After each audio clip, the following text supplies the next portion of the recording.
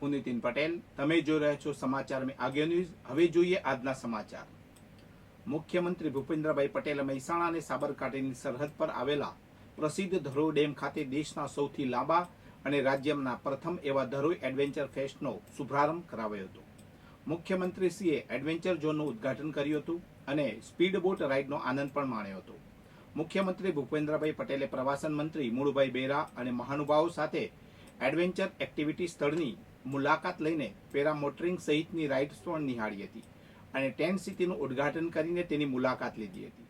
વડાપ્રધાન નરેન્દ્રભાઈ મોદીની પ્રેરણાથી ધરોઈ ડેમ વિસ્તારનો world class sustainable tourism pilgrimage destination તરીકે વિકાસ કરવામાં આવી રહ્યો છે. ધરોઈ ડેમ રિજિયનલ ડેવલપમેન્ટ સમગ્રતયા 3 ફેઝમાં સાકાર થશે.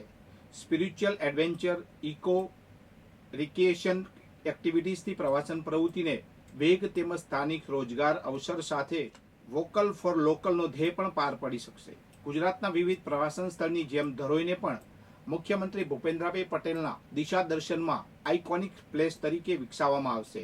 એટલું જ નહીં, પોળો ફોરેસ્ટ, તારંગા, વડનગર, અંબાજી સહિતના ઉત્તર ગુજરાતના પ્રવાસન સ્થળો અને યાત્રાધામોના વિકાસ દ્વારા ટુરિઝમ સર્કિટ વિકસાવવાના ભવિષ્યલક્ષી આયોજન માટે પણ મુખ્યમંત્રી શ્રીના માર્ગદર્શનમાં રાજ્ય સરકાર કાર્યરત છે. પ્રવાસીઓને રહેવા માટે ધરોઈ ટેન્ટ સિટીનું પણ નિર્માણ કરવામાં આવ્યું છે. તેમાં કુલ 21 વિવિધ પ્રકારના ટેન્ટ તેમજ અંદાજિત 100 થી વધુ બેડની એસી ડોર્મિટરી સહિતની સુવિધાઓ ઉપલબ્ધ કરાવવામાં આવી છે, તેમ પ્રવાસન સચિવે જણાવ્યું હતું.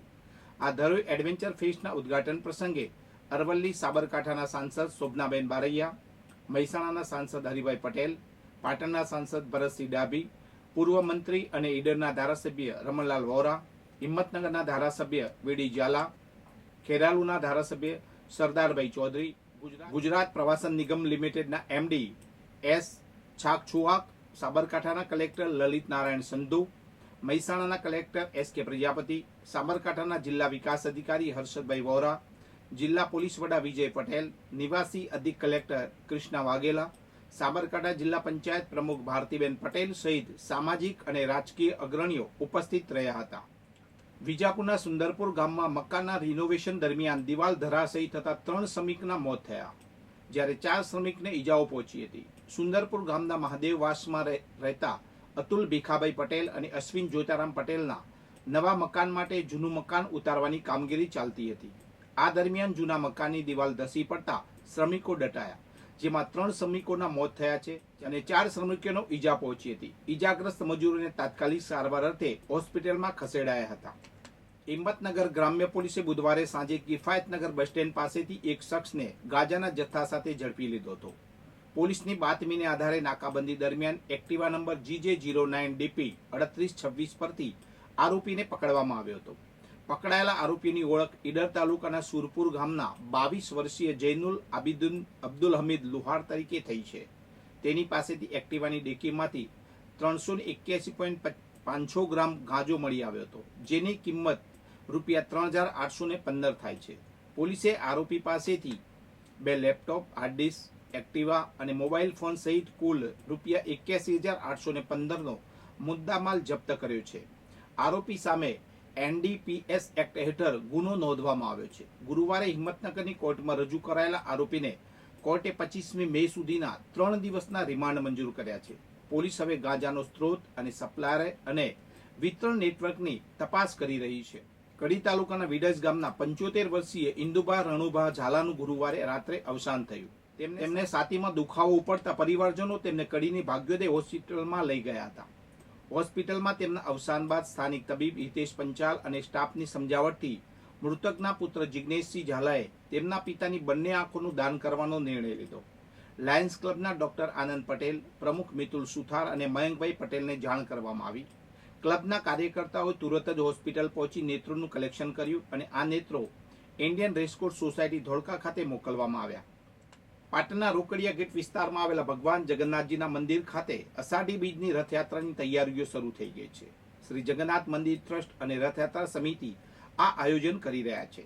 ટ્રસ્ટના સભ્યો અને સમિતિના કાર્યકરો શહેરના મુખ્ય બજાર અને વિવિધ વિસ્તારોમાંથી દાન ભેટ એકત્ર કરી રહ્યા છે. વેપારીઓ અને નગરજનો પાસેથી ફાળો એકત્ર કરવામાં આવી રહ્યો છે. પાટણની રથયાત્રામાં વેપારીઓ અને નાગરિકો ઉત્સાહપૂર્વક ફાળો આપી રહ્યા છે.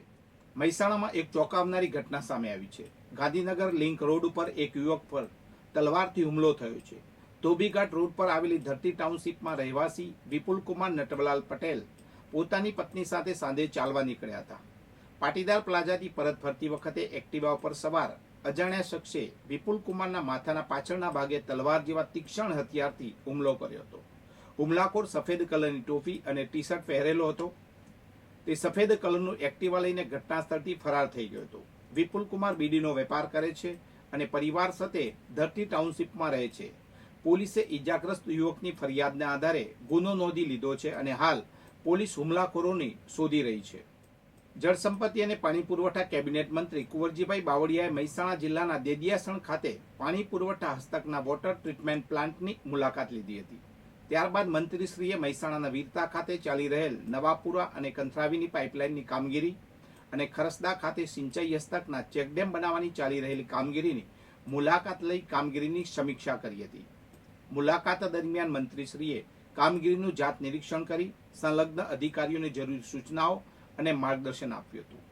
આ તકે પાણી પુરવઠા મંત્રી કુંવરજીભાઈ બાવળિયાએ જણાવ્યું હતું કે મહેસાણા જિલ્લામાં પુષ્પાવતી નદી પર ₹76 કરોડના ખર્ચે 13 ચેકડેમો બાંધવાની સૈદ્ધાંતિક મંજૂરી રાજ્ય સરકાર દ્વારા આપવામાં આવી છે. સુજલામ સુફલામ વર્તુળ 2 મહેસાણા હસ્તકની વિભાગીય કચેરી નહેર વિભાગ નંબર 3 વિસનગર દ્વારા પુષ્પાવતી નદી પર ચેકડેમની કામગીરી હાથ ધરવામાં આવી છે. મંત્રીએ ખરસદા ખાતે ચાલી રહેલ ચેકડેમની મુલાકાત લઈ વહેલી તકે સમય મર્યાદામાં કામગીરી પૂર્ણ કરવા માટે ઉપસ્થિત અધિકારીઓને તાકીદ કરી હતી. આ મુલાકાત દરમિયાન જિલ્લા પંચાયત પ્રમુખ તૃષાબેન પટેલ, લોકસભા સાંસદ હરિભાઈ પટેલ, મહેસાણા ધારાસભ્ય મુકેશભાઈ પટેલ, પૂર્વ સાંસદ નટુરજી ઠાકોર, જિલ્લા પુરવઠા અધિકારી બીરેન પટેલ, પાણી પુરવઠાના કાર્યપાલક ઇજનેર PS પટેલ, અધિક્ષ ઇજનેર રાહુલ સોલંકી સહિત સિંચાઈ અને પાણી પુરવઠા વિભાગના સંબંધિત અધિકારીઓ ઉપસ્થિત રહ્યા હતા. પાટણ જિલ્લાના ચાણસ્મા નજીક વડાવલી ગામની એક પરિણીતાની ચોથી પ્રસૂતિની પીડા શરૂ થઈ. સવારે 4:50 વાગ્યાની આસપાસ 108ને કોલ કરવામાં આવ્યો હતો.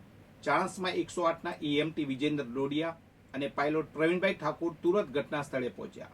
દર્દીના સગાઓ તેમને રિક્ષામાં લઈને આવી રહ્યા હતા. દર્દીને એમ્નિટોનિક ફ્લુઇડ લીકેજ થયું હતું અને તીવ્ર પ્રસવ પીડા હતી. EMT વિજેન્દ્ર ડોડિયાએ પરિસ્થિતિની ગંભીરતા સમજી રિક્ષામાં જ પ્રસૂતિ કરાવવાનો નિર્ણય લીધો. તેમણે ડિલિવરી કિટ પહેરી અને હેલોજન લાઇટ ચાલુ કરી હેડ ઓફિસના ERCP ડોક્ટર મિત સાથે સંપર્ક કરી માર્ગદર્શન મેળવ્યું હતું. સવારે 4:53 વાગે બાળકનો જન્મ થયો. માતા અને નવજાત બાળકને તાત્કાલિક IVRL ફ્લુઇડ અને ઓક્સિટોસિન ઇન્જેક્શન આપવામાં આવ્યા. બંનેને ઓક્સિજન આપતા CHC ચાણસ્મા હોસ્પિટલમાં ખસેડવામાં આવ્યા. દર્દીના પરિવારજનોએ 108ની ટીમનો આભાર માન્યો અને તેમની સેવાની પ્રશંસા કરી. આ ઘટના 108 કર્મચારીઓની ત્વરિત કાર્યવાહી અને વ્યવસાયિક કુશળતાનું ઉદાહરણ છે. વધુ સમાચાર માટે જોતા રહો સમાચાર મેં આગે ન્યૂઝ. નમસ્કાર.